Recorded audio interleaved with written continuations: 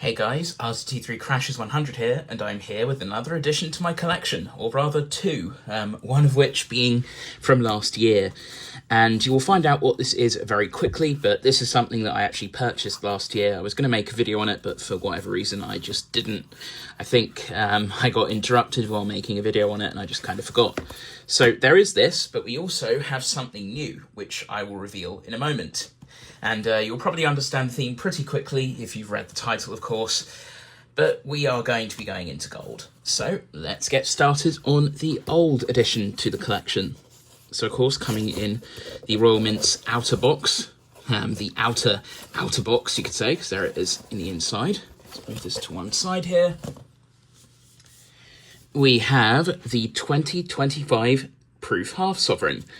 Now this Half Sovereign is the last of the Rose Gold. They have finally returned to Crown Gold in 2026, and spoiler alert, that's exactly what I've also got for my collection.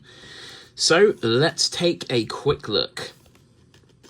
I've actually not opened this in a while, so I can't even remember what mintage number I've got or anything to see how exciting it is, so it's like a new unboxing, I guess. So of course we have the Royal Mint's black inner box, which we will open out now, and that reveals the display case on the inside. So I'll remove our little booklet here. We'll gently remove this here. Of course, it's going to come out from the little exterior there, which I'll make sure to wrap back up. And we will open it. So 2025 was the 200th anniversary of Jean-Baptiste Merlin's Shield Reverse, and that is exactly what they commemorated this time around. So let's open it up. As it gets stuck on my hand, I have number 789. That's nice, got a nice bit of consecutive numbers going there.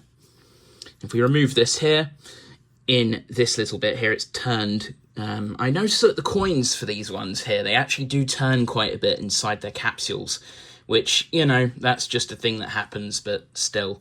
I also find that these do get, like, condensation on the outside really quickly, so if this mists up, I do apologise in advance. Let's try and pop it loose. There we go. We'll put that back down there for a minute. There we go, got it standing up.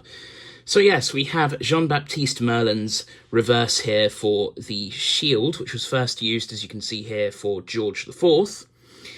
Wasn't used again, if I recall correctly. When Victoria took the throne, the shield was of a different design, though I forget who it actually made it. It might have been William Wyon. Don't quote me on that. I will probably look that up later at some point, because I do plan on adding more sovereigns to the collection, and that would be useful if I ever got a young head sovereign, or a Jubilee head sovereign, for example. And of course, as you can see there, that actually is really going fast. It's taking up all the heat off my skin and just misting. We have Martin Jennings' portrait of Charles III.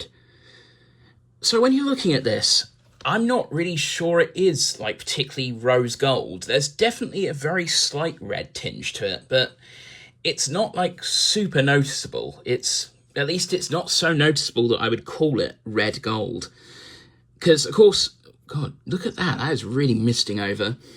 The Royal Mint, the photos they do for the bullion sovereigns, at least up until this year when they changed back to Crown Gold, showed a really rich pink colour.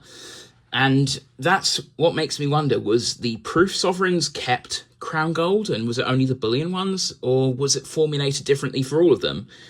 Either way, I wouldn't really call this rose gold. It's got like a red tint to it, but it's still definitely kind of gold-coloured gold, if that makes sense. So we'll put that back in its little case here, and that's actually quite a good little spot to have it, because we can have it sit in the background, I guess. I'll move that to one side. In fact, what I'll do is I'll actually put this on top of this thing here, because then I can at least prevent the underside from picking up any dust on my desk. I do need to actually fix the dust problem here, so we'll move that to one side. We'll do the same with this one. So first of all, we've got to get it open, of course. Being really professional here, totally, and not fumbling with packaging for a while.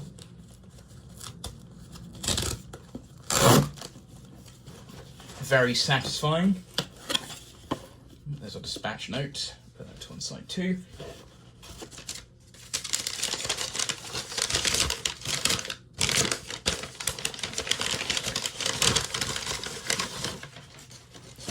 Stick it over here. Nothing useful. I always hang on to the cardboard outer boxes just because they are easier to... It's nice to store them in those because it just adds sort of a defined space for the packaging in my collection box. So, let's get this open. I cannot wait. This is going to be good fun. So, outside is more or less the same as before. We'll put that to one side. It is the 2026 gold proof coin. This is quite a fun year as well, because of course I was born in 1996, so you could call this a 30th anniversary coin. I don't know, not related to me, but still. Let's get this open off camera quickly.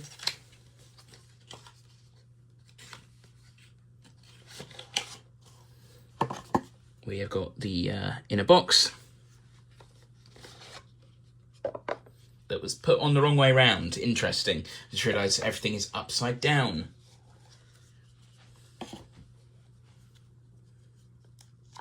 Pop it open. There we go. There we go indeed. Isn't that beautiful? Alright, put that there.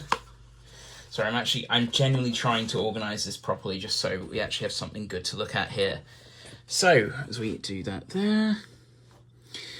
This is a regular year sovereign, metal change aside. So, of course, we have Benedetto Pastrucci's iconic St. George and the Dragon Reverse 2026, as you can see here.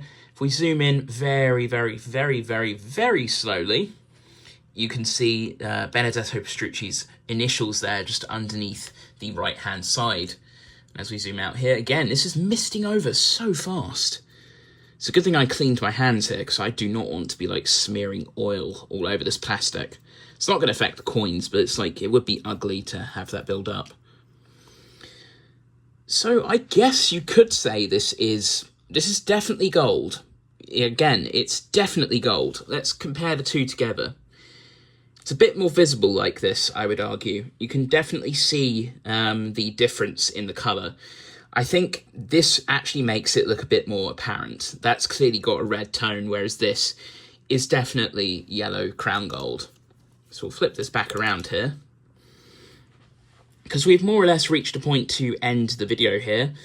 But yes, I'm sorry for keeping you guys all waiting. I should have done this one last year, of course, but just didn't. I've kind of been a bit busy recently, so I haven't had nearly as much time to make videos.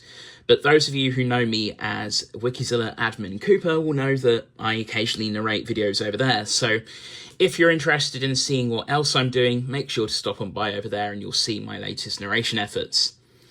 So with that being said, I'm RCT3 Crashes 100 and I hope you enjoyed the video. Have a nice day. Over and out.